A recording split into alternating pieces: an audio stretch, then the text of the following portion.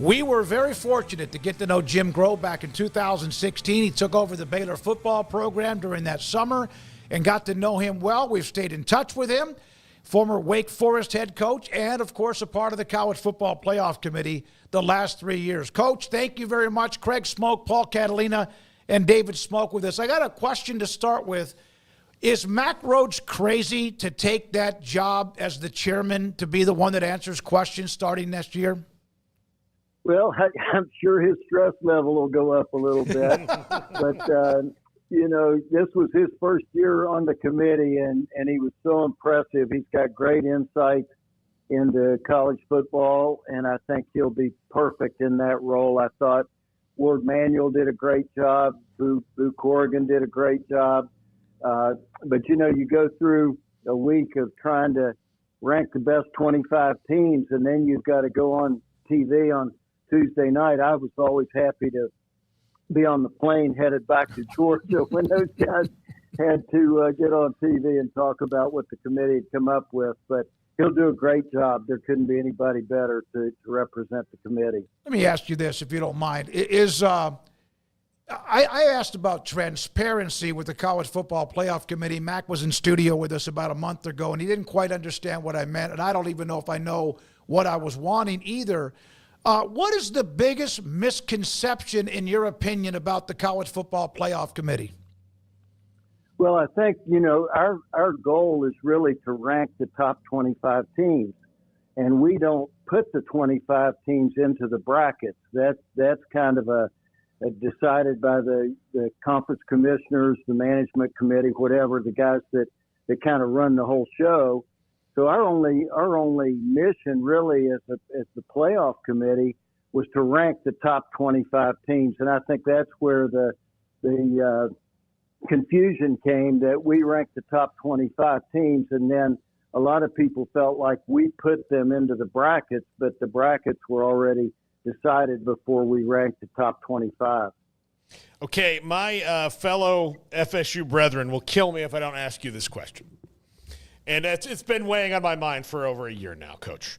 When it came down to Florida State or Alabama a year ago in the last of the 14 playoff, and it came down to Jordan Travis, between coaches and how heated was that discussion, how complex was that discussion, because on the transparency part of it, we only get like one thing and then what, the talking heads who aren't in the committee react to it, but we don't really know. Like, that's, I think, the thing most people are curious about. When you have a controversial decision like that, what is the process? Is it grueling? Is it tough? Like, is it splitting hairs at the end of the day?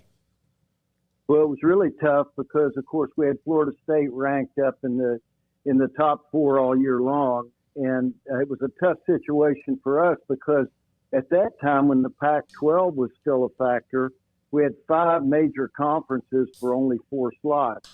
So that made it really tough on the committee. And, we started out with strength of schedule being important. Head-to-head competition, of course, is really, really important. Comparative outcomes of common opponents is really important to the committee. But other relevant factors that we were told to consider was the unavailability of key players and coaches.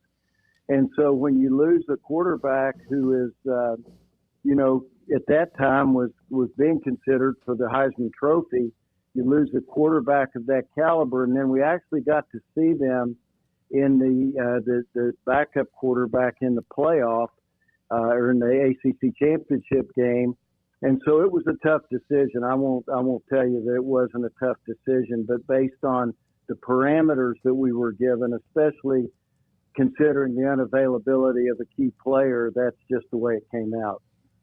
Coach, I don't know about you, but I grew up, and you're a little bit older than me, but dreaming of the day that when maybe college football would have a playoff, and now we've had it, and we've had the 4, and now we've had the 12, and who knows, we'll probably have a 14 or a 16 here pretty soon, but for not having ever had a playoff to see where it is now is pretty mind-boggling. What did you think of seeing a 12-team playoff this year from just a fan perspective, but also from an old coach's perspective? What were your thoughts?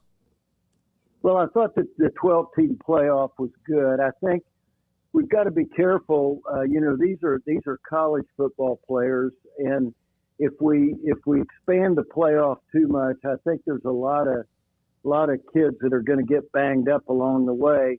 I do think that the playoff is a really, really good thing. I think there are a lot of really good people trying to decide the best way to go about it. Certainly, it would be very simple to just expand to 16 teams and let those guys play it off. 16 plays one, whatever. But I do think that we have to take the student athlete into consideration. How many games do we want those guys to play? They're already playing 12 games. There's a conference championship game for a lot of those teams. And then, to expand the playoff, how many games do you want these college kids to play?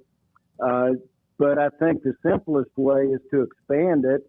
We found out that maybe getting a bye is not the best thing for teams. I always felt like when I was coaching, I really felt like if we were playing really, really good and we were healthy, I didn't want an open date.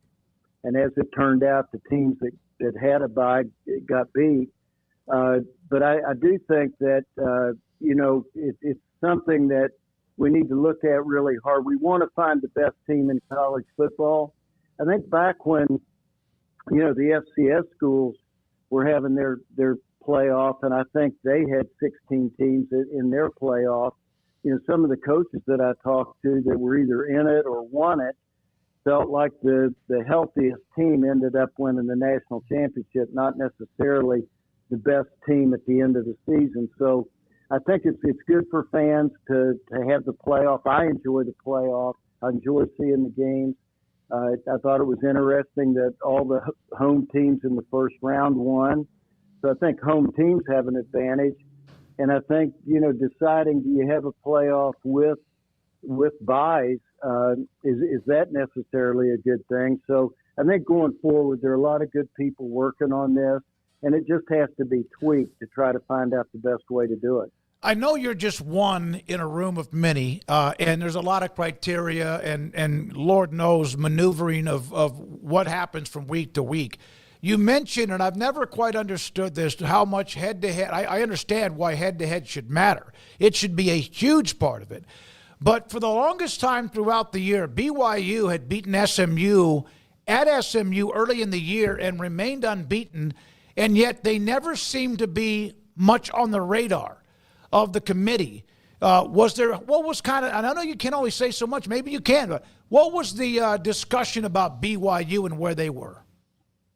Well, I think head-to-head competition, there's no question that's a big factor for us. But of course, you're playing 12 regular season games, and I think one of the things that we have to look at is what happens early in the season, and then how does the season play out the rest of the year. And so while head-to-head competition is really, really important, it's not the only factor. And I think if we had two teams that were totally even at the end of the year in our mind, I think then the head-to-head competition would definitely play into it. But I think, looking at teams that play early in the year, we not only look at that, but we want to look at how they play the rest of the season, and are they a much better team by the end of the year than they were early in the season. Jim Grobe, head coach at Wake Forest. He was at Baylor for a year, elsewhere too, and then on the College Football Playoff Committee for the last 3 years. What do you learn from your perspective as a longtime coach compared to the people who haven't coached, who are administrators or older media people or the people from the business world about the perspectives of how people see the game differently than you?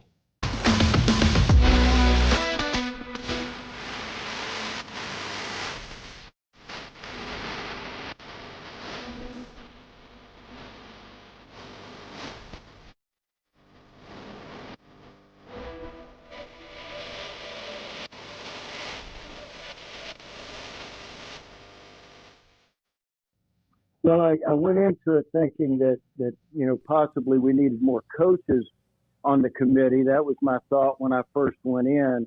But after 3 years on the committee, I leave here at 11:30 in the morning on Sunday to go out to Grapevine, Texas, for the meetings, and I come back and get back about 11 o'clock on Tuesday night.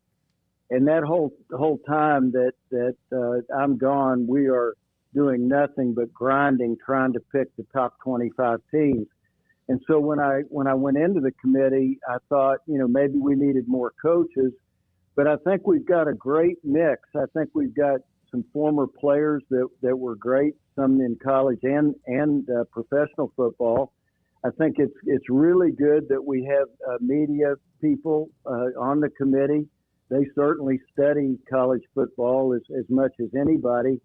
The athletic directors are really invested in the committee and in what's going on, for the college game. I've been very impressed with the athletic directors.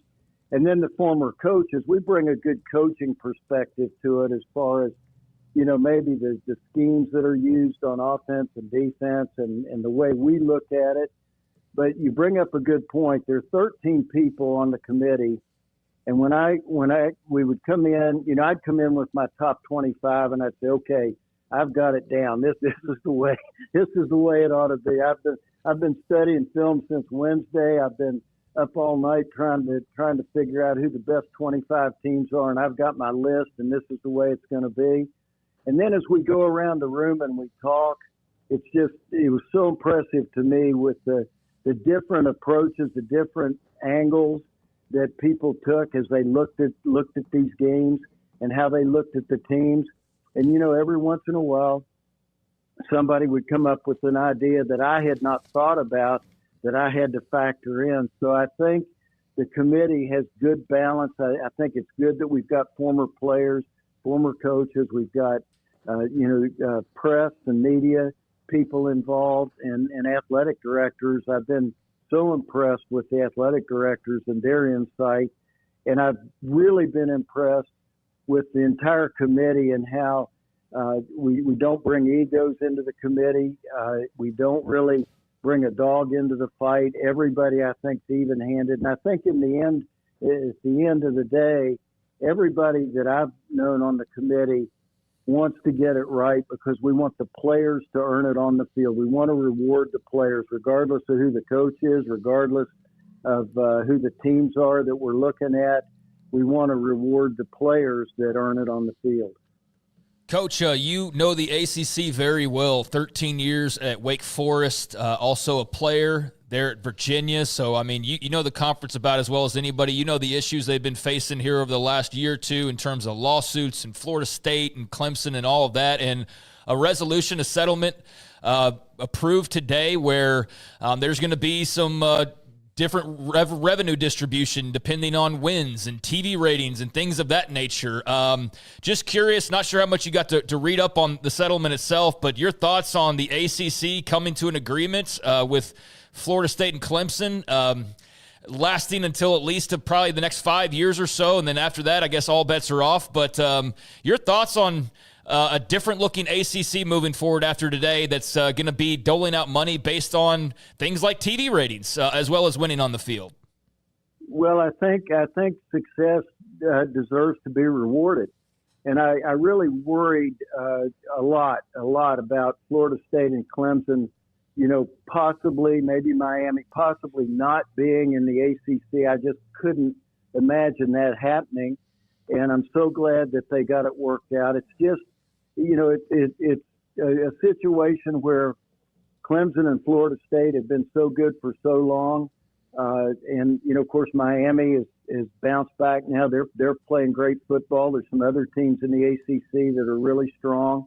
And so I do think that it's great that they've worked out a system. I don't totally, of course, understand the system because I haven't been involved in those meetings. But the idea that the successful teams need to be rewarded, I think, is great. And I'm so happy that we've still got the Noles and Clemson and all those top teams are still in the ACC's been able to stay together. It makes me happy. Did you feel, because you got to kind of cross a couple of eras in the leadership of the ACC and now seeing it differently, the complaint from a lot of the schools that were more football driven was this conference is not wholesale committed to football because they were all in on basketball. Now, I think at the conference level, that's maybe changed at the top where they commit more to football, but each individual school hasn't maybe completely bought into that yet. Do you feel the shift that they're at least more balanced? Because forever they were kind of content to be the basketball conference, and if you were good at football, that was a bonus. Well, I do think that times have changed. I think, college football is really, really popular right now. And there's a lot of financial gain to be in the top level in college football right now. I don't think that you can be in a conference really that can be carried by basketball or football. It would be, to your advantage if you could be really good in both. But I do think that the ACC for the longest time hung their hat on basketball. And now it's obvious that's what we're talking about today with the playoffs in college football, that college football has become really, really important. And I think it's important for conferences, to have some balance. I don't think it's necessarily good to hang your hat on one or two teams. I think developing, throughout the country, leagues that have balance, that have good teams at the top, top 5 or 6 teams, are really, really good, not just one or two teams at the top. And so I think, Florida State and Clemson have kind of carried the banner for the ACC. And now going forward, it would be nice to see that all settle down and everybody just get back to playing good football. Jim, is college football pro football now? Well, the where we've gotten to is definitely there's kind of a pay-for-play thing going on in college football. I don't think it's necessarily pro football, but I do think that money's becoming a factor as far as where kids go. I think the thing that probably needs to happen, I see in the NFL, I think, there are rules for free agency and the way players are able to go from team to team. And it seems like, in college football right now, there aren't a lot of rules, at least, and I got to tell you, I'm on the outside looking in. I'm not involved in any meetings. I'm not involved in anything that goes on, but it just seems like, we need to have some structure, at least, as far as how many times a kid can transfer. There probably, I hate to even say this, I can't believe I'm saying this, there probably needs to be some type of salary cap. I mean, there probably needs to be some organization in the way kids are paid and rewarded, for being good players. But I think it's just kind of gotten, I think it's a little bit right now of a runaway train, and it's gotten a little bit out of hand. And it seems like the teams with the most money, are going to be the most successful. And so there are a lot of things to be decided down the road, but I do think that we need to kind of have some rules right now for college athletes. And I worry about college athletes right now that are making more money than some of their coaches, college athletes that are making more money than anybody else at the university. And if they get out of school and they can't make that same amount of money, it just seems like to me down the road there are going to be some unintended consequences for a lot of these kids. Do you think that they'll ever be able to get to a collectively bargain standpoint where all that stuff you said is possible? It's just that you have a lot of athletes that have to come together and a lot of leaders. And so far, the leaders have been reticent to collectively bargain. Well, I think whether it's collective bargaining or just rules that the universities come up with, I mean, the universities are still in the education business, and I think that we've kind of lost the student athlete. I don't think anybody looks at it that way right now, unfortunately. But I do think that it's important that some rules are put into place, and I'm not sure the players should be, deciding the rules. I do think for the longest time, I did feel like we needed to do more for the players. We had a lot of kids that were underprivileged and just had trouble having their parents travel to games and to go home for breaks. Things like that were things that I felt like we were kind of missing the boat on. And then when we started, with players getting paid to play, it's kind of become a runaway train. And I do think that there's some really good people looking at this, smart people. I think, if I were in the leadership of the NCAA, I would get with the NFL and find out how they deal with free agency, how they deal with salary caps, how they do, because that's basically the way it's gone, and it's gone there in a hurry. And I think it's caught a lot of people off guard, to be honest with you. I think it's kind of gotten to the point now where we all look at it and think it's not really going in the direction that we think college athletics should go, but it's going to take some work and effort to get it right. I had a question. I've always asked when we have coaches on who have been at multiple places, and obviously the uniqueness of 16, when there was the coaching change with the staff being intact and you adding the interim title.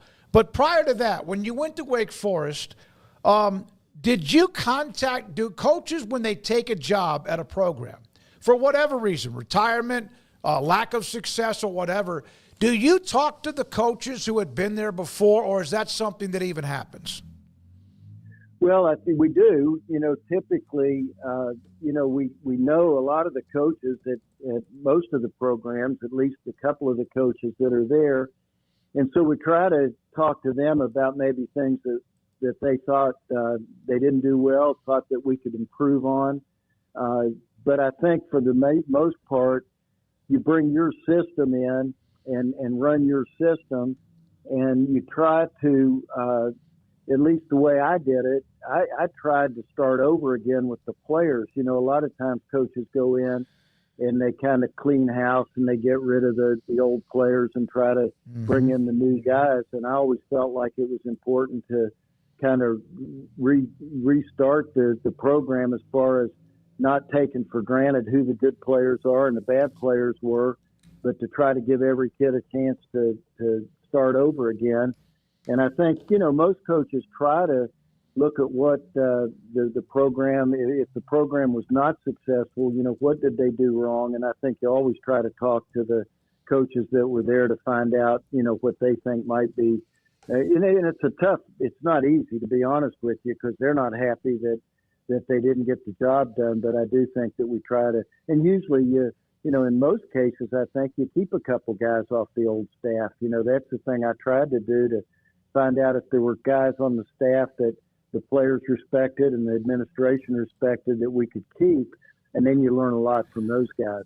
Jim, we had RG3 on, Robert Griffin III, last Friday, and he was remarkable. It was a great segment with him.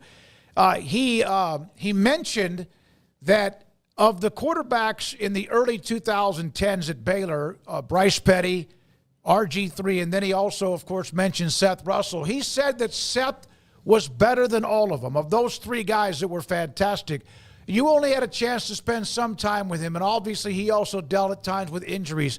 What kind of a person was he, and what kind of a player did you think he was?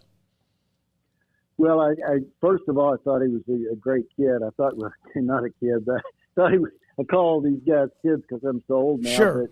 But I really felt like he was a quality person, a really, dedicated football guy, did it good on and off the field.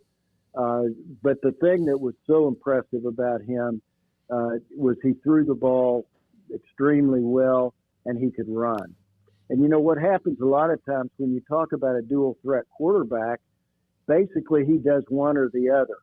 He's a runner who can't hit the 3rd and 5 throw, or he's a thrower who runs a little bit, but he's basically not going to make big plays with his feet. And I thought that Seth was a kid that really brought both to the field. He could beat you running the football, and he could go the distance. Not just 4 and 5 yards a pop. He could go 50, 60 yards, but that he also threw the ball really well, and he was he made our offense click. There's no question. When you start the college football playoff committee run, and now, of course, you served your 3 years, and there's some changes, and we mentioned Mack as the chairman or the spokesperson. When do they and how much do they feed you information? Is all that at your hands, email, text, whatever, because you have to study as you watch the week go by, the games go by, and then get yourself to the meeting on Sundays, as you mentioned? Well, what we've got, I mentioned that, games actually start on Wednesday. Sometimes teams will play on a Wednesday, they play Thursday, they play Friday, all day Saturday. And by 8 o'clock Sunday morning, they give us an oversized iPad. And by 8 o'clock, typically by 8 o'clock on Sunday morning, every game that's been played is on our iPad. And we can watch the TV copy and we can watch the coach's copy, which is just play after play after play without commercials. And so everybody starts studying, from Wednesday through Sunday and even Monday morning. We don't meet until Monday at noon. And so by Monday at noon, everybody has had a chance to look at every game. And some games, as the season goes on, are not as important. Some of the teams are not in the mix. But as you go through the season, you basically are watching as much football on TV. I enjoy when I'm at home just watching the TV games. And then when I get up, Sunday morning and start traveling, I've got all those games on my iPad. I get to the hotel, usually about 3 o'clock and start watching my iPad and do that until late evening, and then get up Monday morning and I'm watching games Monday morning till about noon. But in addition to watching the games, one of the things that we were tasked with was to watch as much as we possibly could. But then when we get together on Monday, Sports Source has about every metric that you could possibly dream of, things that I never even thought of, to be honest with you, at times. And so we not only are tasked with trying to watch as much, football as we can, either, on games on TV or the video that we get, but then we also are given a sheet from the Sports Source people that give us a lot of things that we can look at, records versus the top 25, records versus the top 10, teams record against teams that are above 500, relative scoring offense, relative scoring defense, offense and defense compared to what other teams did against the teams that you watch. And so we got a lot of things to look at, nothing probably more important than just strength of schedule. But I think by the time, we get together for our meetings, and certainly by the time we finish our meetings each week, we've not only looked at these teams, almost till our eyeballs are ready to fall out, but then we've also looked at what they've done from a perspective of analytics. And I think by the time you put the analytics together with what you've seen on film, you get a pretty good beat on who the teams are. And the nice thing for me is I'm only one opinion. Mm-hmm. And nobody's disrespectful in those meetings. We respect each other, and everybody's opinion is important. We listen to everybody's opinion about each of the teams. And by the time we finish, we've hashed it out pretty good. And I usually, feel like we've got a pretty good beat on the top 25. Jim, thank you, Coach. We appreciate it. Are you hitting them straight at Reynolds, or is it too cold? Well, I get to work on it more now. Yep. Yeah, you will. Yeah. It has been a little chilly.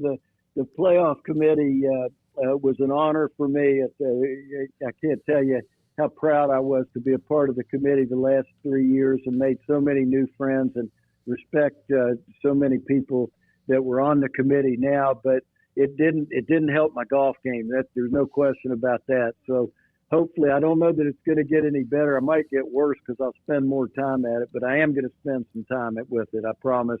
And, see if I can't keep it in the fairway a little bit more. That would be a good thing. You're a class act, Jim. We appreciate it, Coach. Great to have you on the show. Good to hear from you. All right. Y'all be good. Thank you. Jim Grobe was at Wake Forest for well over a decade, and then, of course, 1 year at Baylor, then on the College Football Playoff Committee.